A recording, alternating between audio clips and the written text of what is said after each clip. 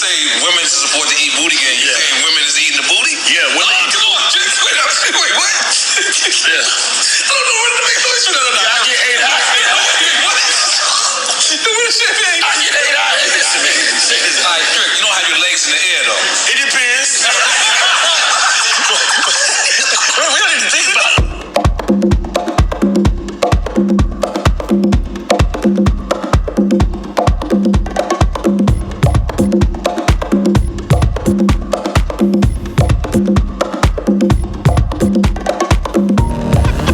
Welcome to the Black Sublime podcast. This is your host, Mr. Haberdashery, aka Aova's White. What is really good? What are we doing? How are we doing? Yo, I miss y'all so much. I miss y'all so much. Really, I did. Yeah, I think I don't know, girl. I not even that I didn't have time or so. I actually really am super busy. I'm the busiest I've been in a very long time, which feels good. But I think I was just trying to make time for my family, myself. I haven't been seeing any of the girls. None of the girls I haven't been in the street. So I took time to go in the street. I wasn't COVID irresponsible or anything like that, but I was living. I was trying to see people, and I feel good. Today I feel bomb. I focused recently on my peace, on a sense of, okay, so what do I need to do to maintain my sense of peace? What role does work have in my life? Does love have in my life? Does, movement work? And what role does all of this have in my life? And what role do all of these things play? And I need to not allow myself to be disproportionately stressed by things that should not be stressful. So, I've been working. Work has been more stressful than it should be because this is not my vocation. This is just how I'm getting my coins. So I've been okay, girl, remember that. Fuck these niggas. And these niggas being a placeholder for anything that takes disproportionate space in my life, So I've just been feeling occupy a smoother, more peaceful frequency demands that from things that are not your vocation. Demand that from really everything, but especially if this is not my spiritual purpose, why the fuck am I gonna allow people to stress me the fuck out? No, I just want my check to clear. So that's what I've been doing. I've been social. I've been reorganizing and realigning, energy, reallocating energy. And, that's been great. I feel like a new bitch, not gonna lie. I feel good. She's feeling good. She's feeling real good, real peaceful, real snatched. So we're happy. It's interesting though, because I've been reading the body key. Actually, let's do that after. I was gonna just go straight into what I've been reading, but we're gonna get to that later.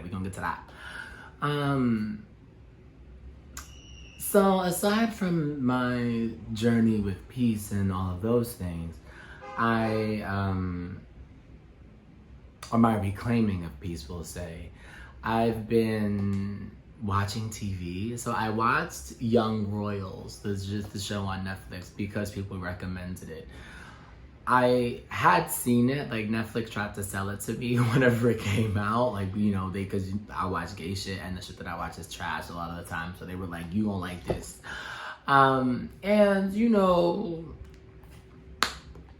No, it wasn't bad. It actually, it was good. It was good. Like at first I was hesitant because I don't really want to listen to or care about white royalty. It's like Swedish royalty. Like I'm good. Like I don't care. So I had a little bit of trouble, and it was taking place at a private school, like a boarding school. There was like a lot of that stuff that reminded me of my experience. So I was just like, I'm good on her. She's good. She could do whatever. But then, it just like, it broke my heart, like watching, one of the characters gets outed, another character who is a poor, single mom, abusive, or not abusive, but alcoholic and neglectful dad who, is being used for his body, but is not being used in relationship. And, then you have another character who is just trying hard not to be poor, willing to change themselves to not be poor, to fit in, to be liked. And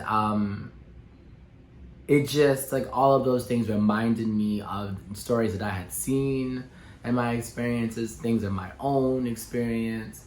And it eventually got to me, and like I had to pause it a couple of times, not because I was overwhelmed with like sadness, but because of the anxiety of knowing what is coming. There's certain things that you watch or certain media that, like, sometimes we expect for movies or TV shows to have plot twists that we can't see coming. I think what I like about a lot of gay film is that if you've lived this life, a lot of the challenges, but that really affect younger protagonists, you can predict because it's just how niggas are, or like it's just how things go in the community. And it's still sad to see.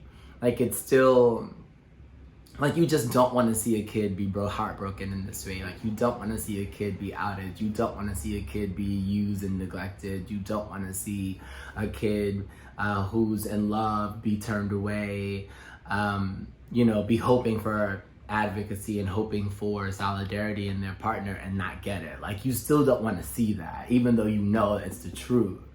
And gay film, I think, has a difficult task ahead of itself, similar to black cinema and black film. Is like, you want to be accurate because you want the writing to be good. So on half, like, what it means for black writing to be good, what it means for gay, queer writing to be good is, one, to depict the truth, to depict the narratives. But then the second is to also give us a chance to reimagine our lives and scrub it a little bit of the tragedy, like scrub it of the heartbreak. Like, I simultaneously want to see the truth, but also I want to see, gay teens be happy and in love and like be chosen and have the fairy tale romance of like the prince and, the prince and the pauper. I'm sure I'm misusing the word pauper there, but the prince and like the Aladdin story. And, I want to see that for us, but I also want to see the truth of what happens to us. And it's important to have both. So I feel, and that's true. Like, I remember when I talked about Sylvie's Love, the film, what's her name? Tessa Thompson, and oh boy, whoever else was in it. I'm sorry, because it was a while ago. Like, I loved just seeing a love story. Like, no real trauma and real tragedy, no this, no that. Like, let this black woman be successful in TV. Let her, have to deal with some things, but generally, like, things are fine. She falls in love. Let this just be the story. Like, I don't want to have her have to contend with all these things that she would likely have to contend with, right? Like, if you think about what it meant in that time period for there to be a black woman, TV media mogul or whatever, like, that shit, single mom, like, like, that shit would be hard. But we got the chance to see it, and that was beautiful for me. So I don't know, I feel like it's tough to navigate both, but that's just the challenge of having to represent and create art for marginalized communities. So yeah, I watched her. I feel like I watched something else that I liked. Oh, I'm watching Nine Perfect Strangers because Nicole Kidman's in it, and it's so funny. I never fucked with her. Like, I never saw it for her until Big Little Lies. Like, I mean, and this is so crazy because she's been doing this for so long. And I remember, you know, the old movie with Tom Cruise. I remember Moulin Rouge. And people were really like, she's the one. Like, in high school, people were like, she's that girl. And I never saw it for her. I never did. But Big Little Lies came, baby. And I was like, oh, okay. She's giving. I see, said the blind man. That's what my grandmother used to say all the time. She still says, I shouldn't say it as much, but no, I see. Yeah, I see her. So now when she's in something, I just press click. I just press watch. I just press play. It's fine. I'm watching this. It's decent. I'm enjoying it. I love Melissa McCarthy. I don't know her last name. McCarthy. I think it's McCarthy, yeah. She's doing, I mean, it's good. I'm happy. I'm satisfied. It's giving me what I want. It's not Big Little Lies, but I mean, that was singular. I mean, with Reese, it was everything. And Reese does some good shit, not gonna lie. Reese is not on this project, but the same guy, David Kelly, is on this project. What else have I been consuming? Music I have not loved anything that I've heard. So I liked, Yeba came out with her album Dawn that I liked, but I wasn't, I need to give it several listens, front to back listens. I've only given it one front to back listen. Musically is incredible. She's inspiring me. She's teaching me. I feel like when I'm listening to her album, I'm really studying. And I think that's why I haven't fallen in love with the album as a piece of art. I think for me, as a singer, as a songwriter, as a musician, when I encounter her talent, I encounter it like I need to learn from it as opposed to just like being a witness to it. So that is affecting, I think, how I enjoy the art itself. I will say though that as a songwriter, like I love the content and what she's giving. I do think that her approach to songwriting isn't, I think her approach to songwriting is she says what she has to say and she doesn't compromise it for musicality, which I like as a person and as a femme person, and I think she should do that. I think all artists should do that. Well, I think that all artists should say what they have to say. I do think that there are times in terms of like melody lines that there are maybe more musical ways to approach it. But it also depends on what you're looking for from musicality. Like for me, I don't know. Like it's just a sensibility. This is not a criticism because I think she's pretty perfect. Like I do. And like I said, I'm studying her. She's somebody that, particularly her approach to singing, like I said, she's the one, right? So I don't want to make it seem like I'm criticizing it. I just am not like, it's not like how I felt about Butterfly when it came out, which nothing can compare to Butterfly. So there's that. That I heard Kendrick's contributions. That's like Baby Keem's album. I like.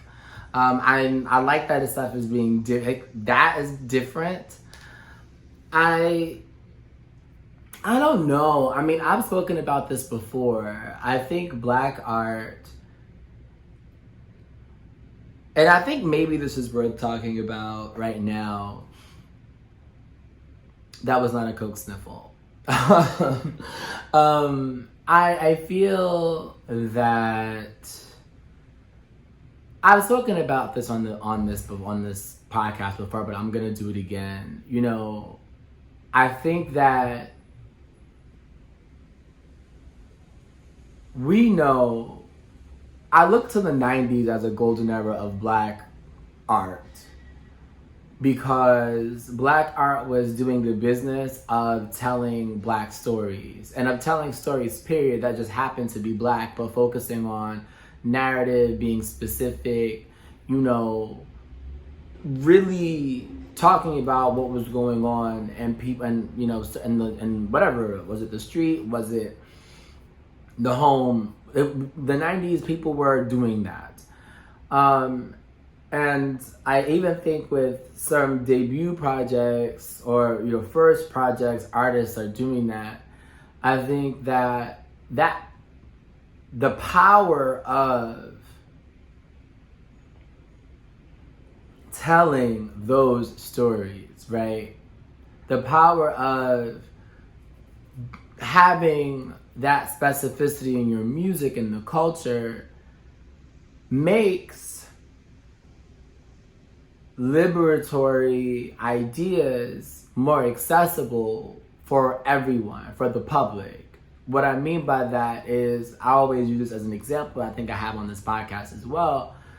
You know, fuck the police is an abolitionist idea, right? Whether or not it's, you know, fully attacking the prison industrial complex, whether or not it makes an antagonistic attitude towards people, towards an institution that oppresses the community at large, and makes that idea accessible. So the world, and by the world I really mean like white supremacy, white supremacist capitalism, blah, blah, blah, does not want to see art do that. It doesn't want to see art make these ideas that have existed, but really on the intellectual, academic, or plain, or in private. You know, people might have. I mean, that's what makes the song what it is that "fuck the police" is not something that no one says, right? It's. I mean, particularly then, people were saying it all the time, but behind closed doors. And I also think that's a secret of songwriting, is to really take common language as well, which is kind of what I meant by musicality, about the other example. But anyway, so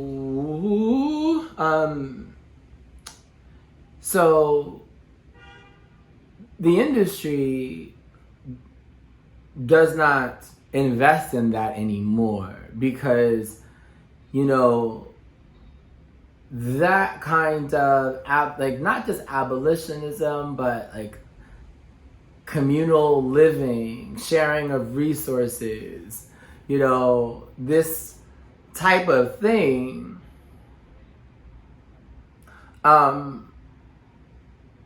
it's funny. What distracted me was "I Shot the Sheriff," which is, isn't that the name of the song? I think, whatever. That's the lyric that I call it "I Shot the Sheriff," the Bob Marley song. Why you love that song? But anyway, so I just, there's a kind of divestment, not just divestment from that kind of work, but there's a deliberate investment in the opposite. So while people are talking about communal living, while people are talking about sharing resources, the need for us to stick together as a community, there's this investment in hyper-capitalistic, materialistic ideas. And there's a conflation. So a lot of times, like, rappers were, in the 90s, associated with hyper-capitalism because they did want money and drug dealing and stuff, and the chains and jewelry. But a lot of people actually gave back and invested in their community. They tried to stay in the hood. You know, they tried to, there was a respect associated with staying in the hood, but still being good and where you're from. And that shifted to, and that still wanting to be in your community and give back to your community. And obviously there were problems. The people were if you were mixing in the street, you had to leave. But conflating wearing jewelry with hyper capitalism, I think, is something that white people have done, where it's, or not even just white people, for me, that's like a respectability politic thing as well, where jewelry happens to be expensive, but expressing yourself through like ornate, shiny shit does not mean you are opposed to giving and sharing with your community. It doesn't mean you're opposed to the reallocation of resources. I know people are like, people only buy the chains because they're expensive. And that could be true, but I think people in the history of jewelry, like people wore stones and wore metals forever, and they, it didn't need to be expensive. I think people just they just have that relationship with the earth.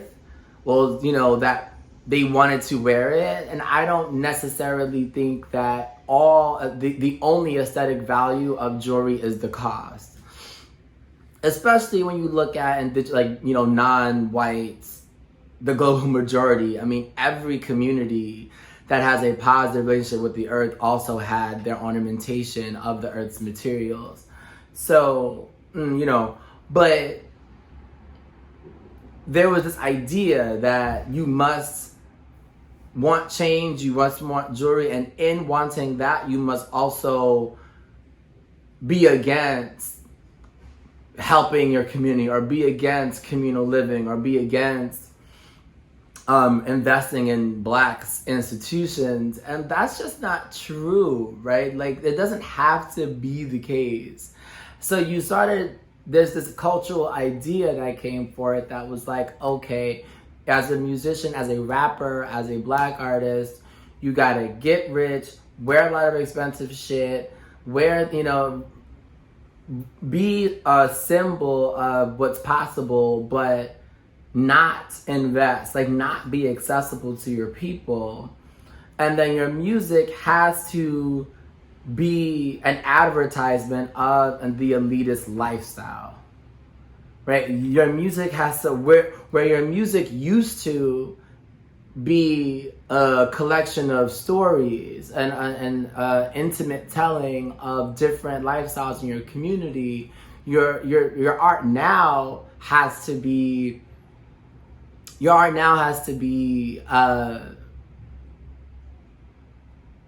advertising for LVMH. It has to be advertising for all these things. And I think that really sucks the urgency and the creativity from the art form and from the culture.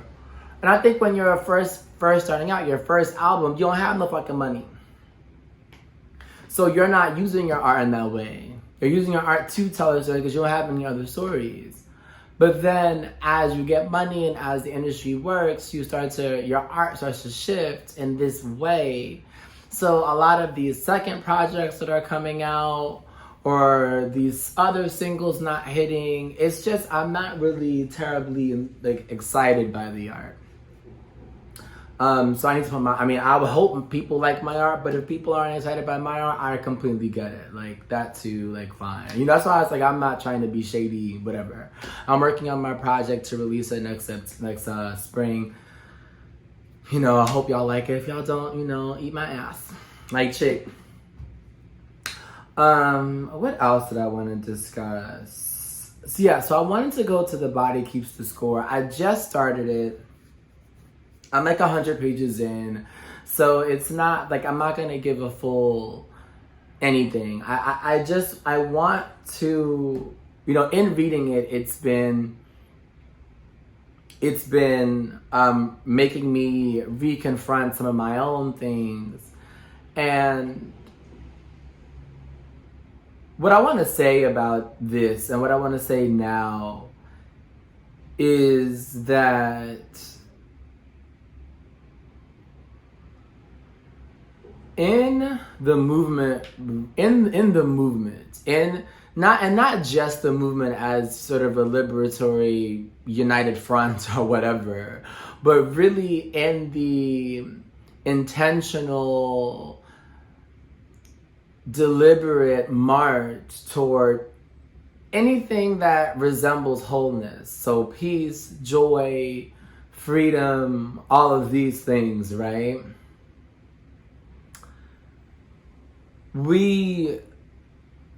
I see intimacy as a crucial part of that. Especially if the wholeness is not solitary. If we trying to be whole with other people, with our community, I see intimacy as a key part of that.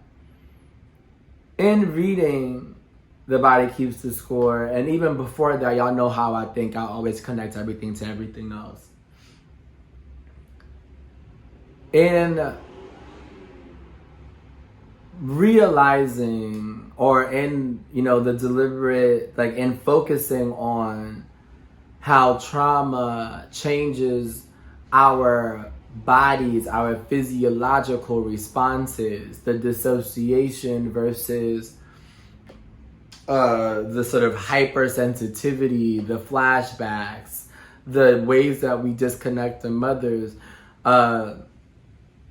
the small ways, the refusal to give eye contact, the panic. I mean, I'm talking about really myself now. The refusal to, or not refusal, but the deliberate kind of management of how I connect, the physical touch of, the time that I give, of how I get super focused on being very clear, especially when I'm talking to, certain people that I know are gaslighters, or that, will lie about what happened, the need for receipt keeping. I've talked about that on the podcast earlier. Like the people, like especially femme folk, keep receipts because they know that niggas lie.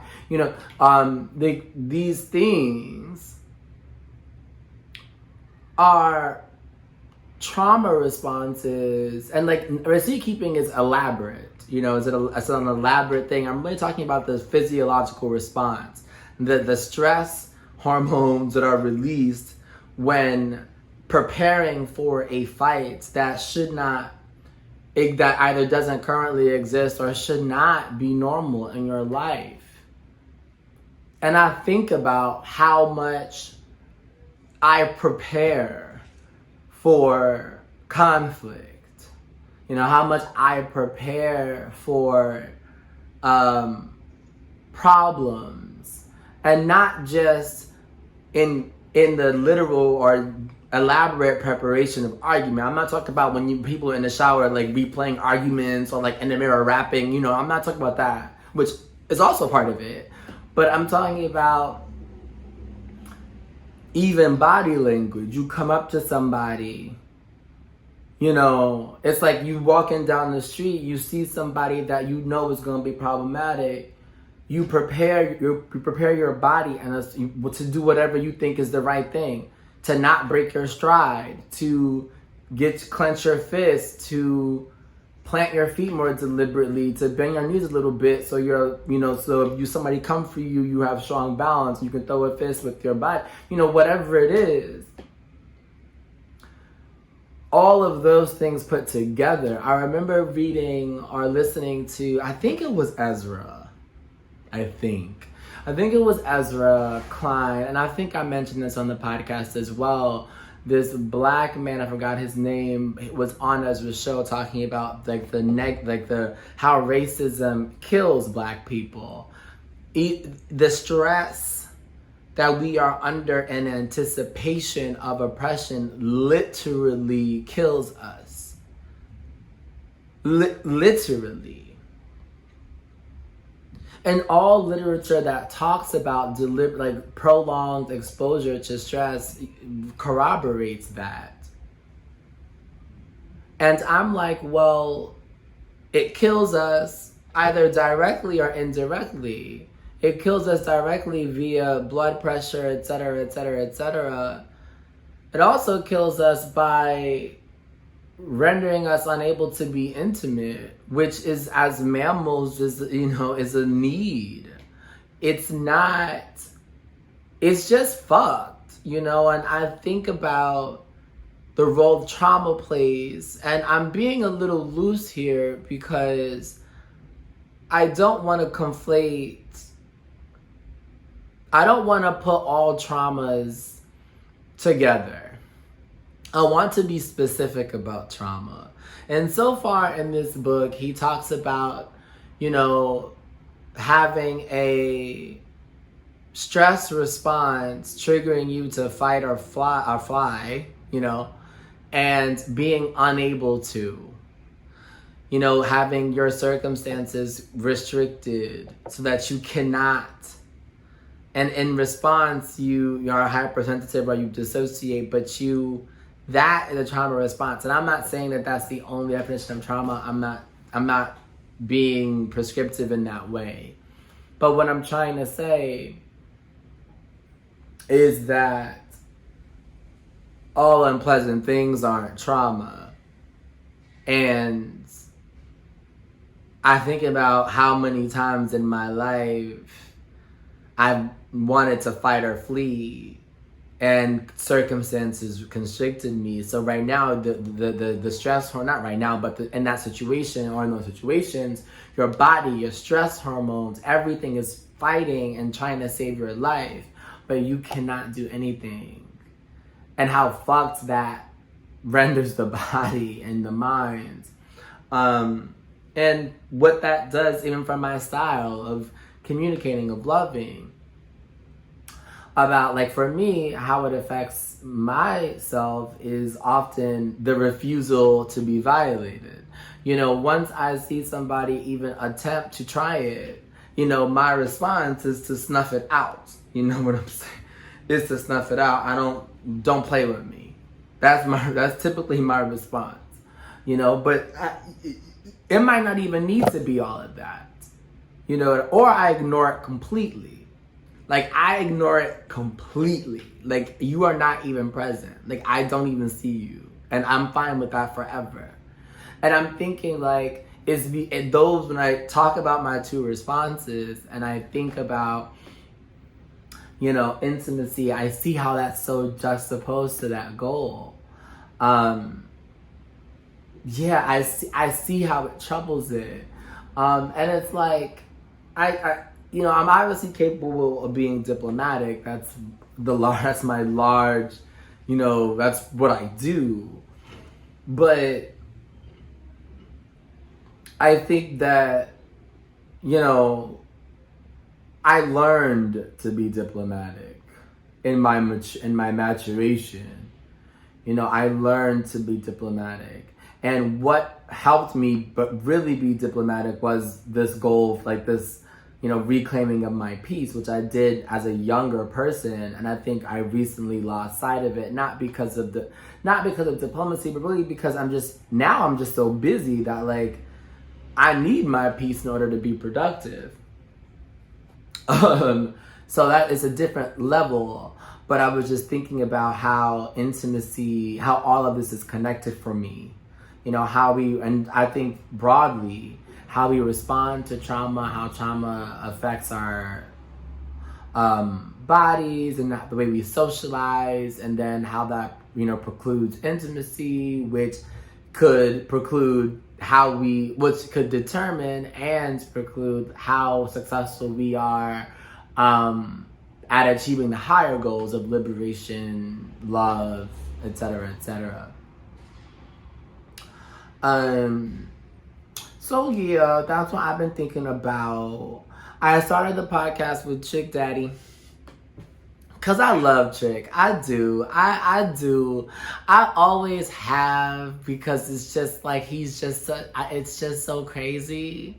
But yeah, I support him getting his ass eaten. I remember seeing it on Twitter. People were like, somebody eating Chick Daddy ass. I mean, somebody is eating Chick Daddy ass, but that's the benefit of being a cishet man. Like, as a cishet man, there is somebody who's gonna eat your ass. Like, honestly. Don't matter what you look like. It don't. Somebody's gonna eat your ass. So, you know, I'm happy for him. I'm happy that it's so interesting though, like Nori talking about like shocked that people are eating ass. You know, it's just interesting what people's sexualities are doing. Because I feel like I assumed that people were getting their ass ate. Right? Like, it was news to me that this man is like 45, 50. I don't know how old Noriega is, but he old. I shouldn't say he old. He's not old at all. But he is, you know, not 21. He gotta be like 45. You mean to tell me after all the money you made, all the hoes, all this and that, you ain't never get your ass eaten? What do y'all be doing in the house? Nothing? Like, it's just, I don't know. But he was like, he was shocked. I just loved that. What else is there to talk about that I think is interesting? I guess like on the point of trauma, on the theme or topic of trauma, you know, I'm recording this episode on a Sunday, which I never do, but I think I'm gonna do that more often. And it's Sunday, September 12th. So this is the day after 9/11. And, you know, I obviously remember it very well.